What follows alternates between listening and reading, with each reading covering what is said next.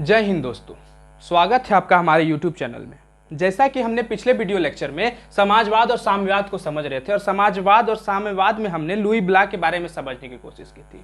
जैसा कि लुई ब्ला एक ऐसा व्यक्ति था जो सिर्फ ना ही यूटोपियन समाजवाद से संबंधित रखता था, वो समाजवाद को बढ़ावा देना चाहता था, वो राजनीति को भी बढ़ावा देता था।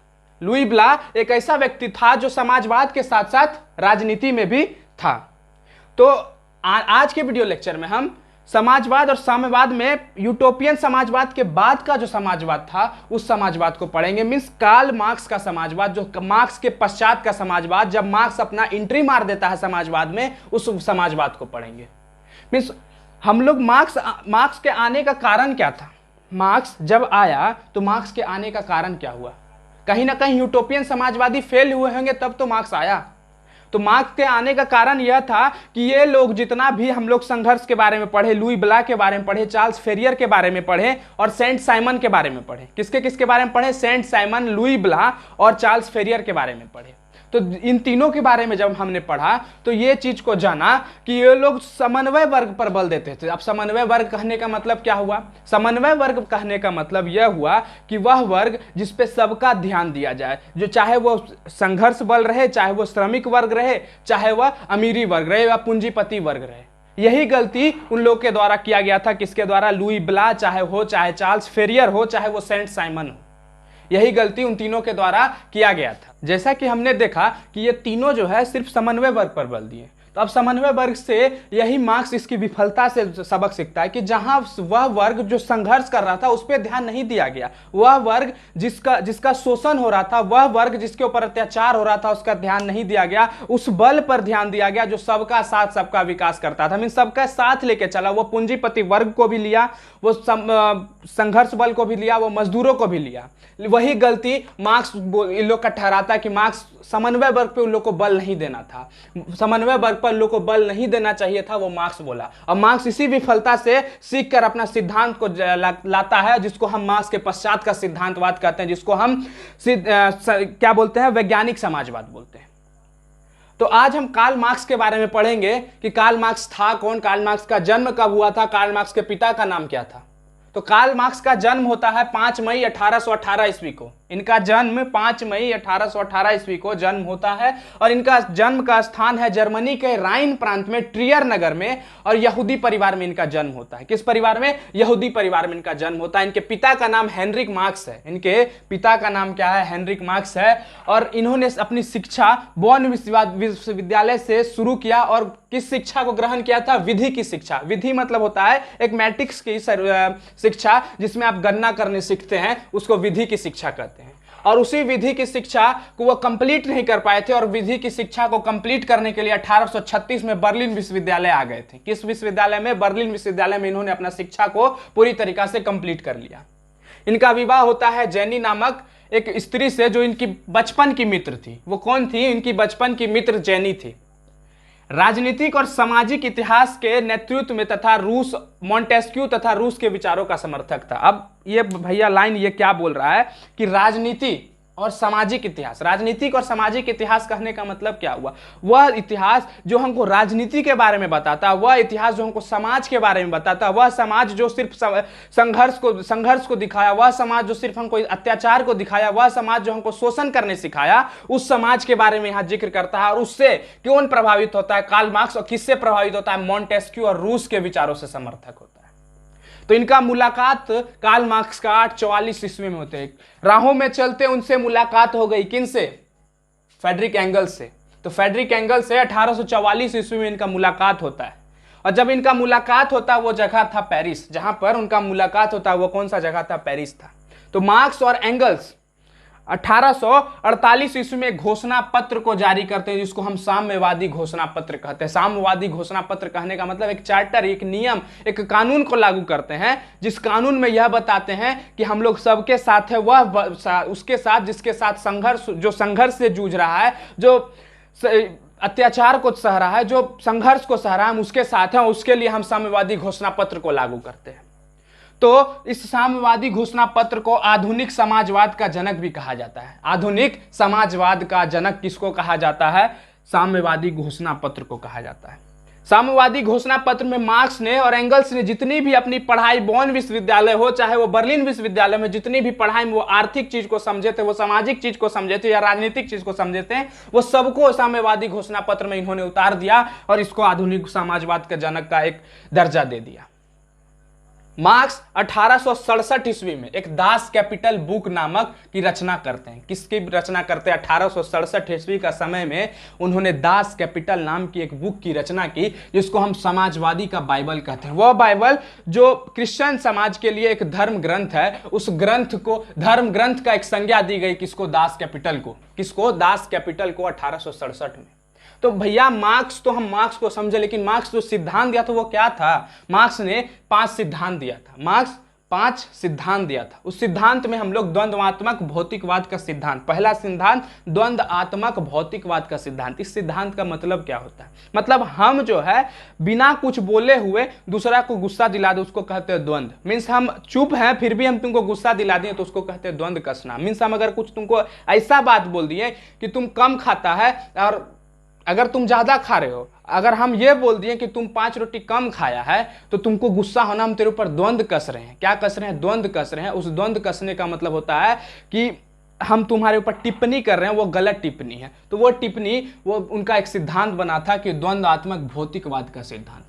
दूसरा सिद्धांत उन्होंने दिया था वर्ग संघर्ष का सिद्धांत। वर्ग संघर्ष का सिद्धांत मतलब वह वर्ग जो संघर्ष से जूझ रहा है उस वर्ग के लिए एक सिद्धांत दिए थे, जिसको हम वर्ग संघर्ष सिद्धांत कहते हैं। इतिहास की भौतिकवादी व्याख्या को उन्होंने दिया था। मीन्स इतिहास की इतिहास में जो पूर्व इतिहास में मार्क्स के पहले के पश्चात के सिद्धांत, मीन्स मार्क्स के पहले के पूर्व के सिद्धांत में जो मजदूरों के ऊपर जो संघर्ष हुआ था, जो अत्याचार हुआ था, उसकी ऐतिहासिक भौतिकवादी व्याख्या को इन्होंने दिया था। उसी में अपने सिद्धांत में इसमें इन्होंने अपना वर्णन किया था।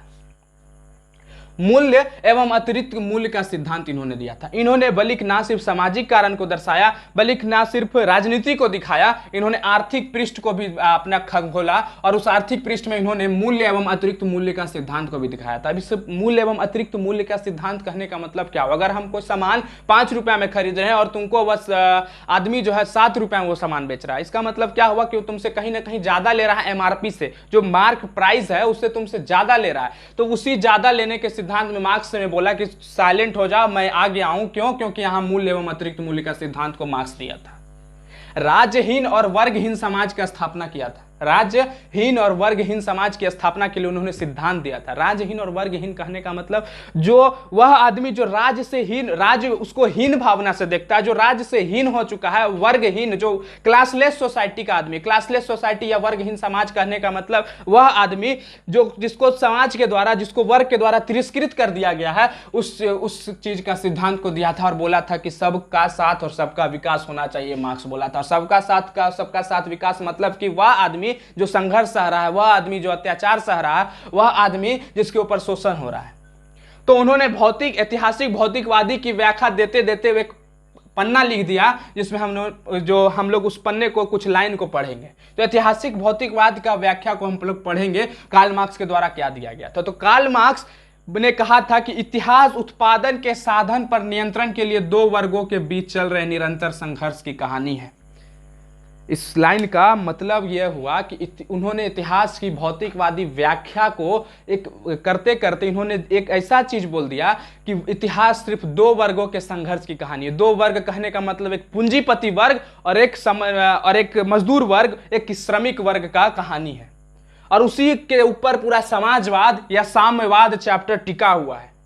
जिस आने वाले वीडियो लेक्चर में हम पूरे संघर्ष बल को, पूरे मजदूर वर्ग को, पूरे श्रमिक वर्ग को पढ़ेंगे और उसी श्रमिक वर्ग को वो 2 पार्ट में बांटे। उसी ऐतिहासिक भौतिकवाद की व्याख्या करते करते इतिहास को सिर्फ 2 पार्ट में बांटे थे। एक कौन सा पार्ट? एक था संघर्ष बल वर्ग, जो संघर्ष वर्ग कौन कर रहा था? वो श्रमिक वर्ग था। और एक पूंजीपति वर्ग जो पैसा वाला वर्ग था। जो पैसा वाला वर्ग था एक पूंजीपति वर्ग और एक संघर्ष वर्ग जो श्रमिक वर्ग था। उन्होंने इतिहास के 5 चरण को दृष्टिगोचर कहा। अब दृष्टिगोचर कहने का मतलब यह होता है कि हम यहाँ से बैठे बैठे कलकत्ता को देख लिए, यहाँ से बैठे बैठे अमेरिका को देख लिए। तो उन्होंने यहाँ अपने द्वारा, जो आप टेबल पे बैठे हुए थे, तो बैठे बैठे पूरे इतिहास को वो देख लिए और इतिहास को देखते उन्होंने छठा चरण को भी घोषित कर दिया। वो 5 चरण कौन कौन सा था? आदिम साम्यवादी युग, पहला कौन सा? आदिम साम्यवादी युग।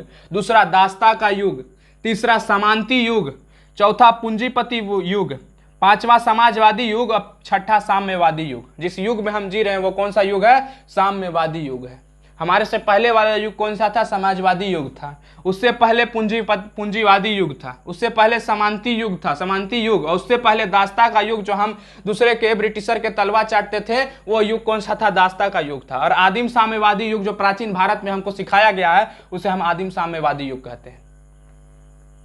अब ऐतिहासिक भौतिकवादी व्याख्या को तो हम समझे, लेकिन मार्क्स का सिद्धांत कहाँ कहाँ काम आया, क्या क्या काम आया, उस चीज को पढ़ेंगे। तो मार्क्स तथा प्रथम अंतरराष्ट्रीय संघर्ष को पढ़ेंगे। मार्क्स को तो हमने पढ़ा, अब उनका अंतरराष्ट्रीय संघर्ष, वो संघर्ष किस तरह की अपने लाइफ में श्रमिक वर्ग को अपना अधिकार दिलाने के लिए, जो उनके ऊपर अत्याचार हो रहा था, उस अत्याचार को दिखाने के लिए वो संघर्ष क्या क्या करते हैं। कि 1864 का समय होता है, कितना? 1864 का समय होता है प्रथम अंतरराष्ट्रीय संघर्ष का। पहला अंतरराष्ट्रीय संघर्ष होता है जिसका श्रेय सिर्फ मार्क्स को जाता है। वो अंतरराष्ट्रीय संघर्ष सिर्फ मार्क्स के द्वारा, जो मार्क्स इसमें अपना महत्वपूर्ण भूमिका निभाता है। क्या भूमिका निभाता है? कि उन्होंने जब इसका उद्घाटन किया, एक अंतरराष्ट्रीय संघर्ष बना, एक संगठन बनाया हुआ था अंतरराष्ट्रीय संघर्ष करने के लिए, और उस संगठन बनाने में, उद्घाटन में मार्क्स ने कहा था कि वे अपनी मुक्ति स्वयं ही और अपने प्रयत्नों द्वारा प्राप्त कर सकते हैं। मतलब कि वह श्रमिक वर्ग जो बिना कुछ बोले हुए दूसरों के द्वारा शोषण सह रहा था, बिना कुछ बोले हुए अपने दूसरों के द्वारा अत्याचार सह रहा था, वो चाहता तो हो सकता था, अगर कोई हम पे ऊपर कोई अत्याचार करने आ रहा, उसी समय उसको एक झाप मारता तो हो सकता था उस समय वो अत्याचार उसके ऊपर नहीं करता, हो सकता था हिम्मत नहीं करता दूसरे श्रमिक के ऊपर अत्याचार करने का। तो वही चीज उद्घाटन में मार्क्स ने कहा कि वे अपनी मुक्ति स्वयं ही कर सकते हैं और उनके अलावा दूसरा कोई नहीं उनका मुक्ति करा सकता। जब हम एक्टिव नहीं है तो कोई कुछ नहीं मेरा कर सकता है, मेरा कोई यूज एंड थ्रो करेगा अगर हम एक्टिव नहीं है तो वही बात यहां पर उद्घाटन में मार्क्स ने कहा था। उद्घाटन का मार्क्स का एक लक्ष्य था कि पूंजीवादी का विनाश होना चाहिए। पूंजीवादी कहने का मतलब जो पैसा वाला युग था, जो पैसा वाला आदमी, जो मिल मालिक वगैरह वगैरह, जो आदमी पूंजीपति वर्ग था, जो चाहता था कि मजदूरों का हम शोषण करें, जो चाहता था कि हम श्रमिक का शोषण करें, उसका विनाश होना चाहिए। और उसमें उन्होंने एक नारा दिया था कि अधिकार के बिना कर्तव्य नहीं होता और कर्तव्य के बिना कोई अधिकार नहीं होता है। मीन्स अधिकार के बिना कोई कर्तव्य नहीं होगा। मीन्स अगर तुम्हारे पास कोई अधिकार नहीं है तो तुम कोई कर्तव्य नहीं कर सकता, और तुम्हारे कर्तव्य के बिना कोई अधिकार नहीं बन सकता। अगर तुम कोई काम करने आगे नहीं बढ़ता है तब तक तुमको कोई अधिकार नहीं मिलेगा। क्या नहीं मिलेगा? अधिकार नहीं मिलेगा। मार्क्स का प्रथम अंतरराष्ट्रीय संघर्ष तो सफल हो जाता है, लेकिन कुछ त्रुटि के कारण, कुछ अपने दोगले होने के कारण ऐसा प्रथम अंतरराष्ट्रीय संघर्ष संपूर्ण नहीं हो पाता है। तो द्वितीय अंतरराष्ट्रीय संघर्ष में उन्होंने 14 जुलाई 1889 को द्वितीय अंतरराष्ट्रीय संघर्ष की घोषणा करते हैं। अब द्वितीय अंतरराष्ट्रीय संघर्ष में पेरिस में एक सम्मेलन होता है जिसमें 20 देशों के 400 प्रतिनिधि शामिल होते हैं। क्या होते हैं? 20 देश का 400 प्रतिनिधि किसमें शामिल होता है? 14 जुलाई 1889 में, जहां पे पेरिस में एक सम्मेलन होता है। कहां पर होता है? पेरिस में एक सम्मेलन होता है। द्वितीय अंतरराष्ट्रीय संघर्ष का उद्देश्य क्या था? कि हम स्थापना करना चाहते हैं मार्क्सवादी समाजवाद के तेजी से फैलाने के लिए। मीन्स क्या?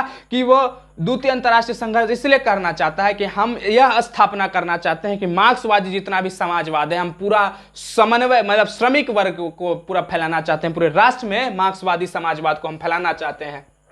और इसमें यह निर्णय लिया गया कि प्रत्येक वर्ष 1 मई का दिन मजदूर वर्ग की एकता दिवस मनाई जाएगी। जितना भी मजदूर वर्ग है उसका एकता दिवस मनाया जाएगा। क्या मनाया जाएगा? एकता दिवस के रूप में मनाया जाएगा। कौन सा दिन? 1 मई को।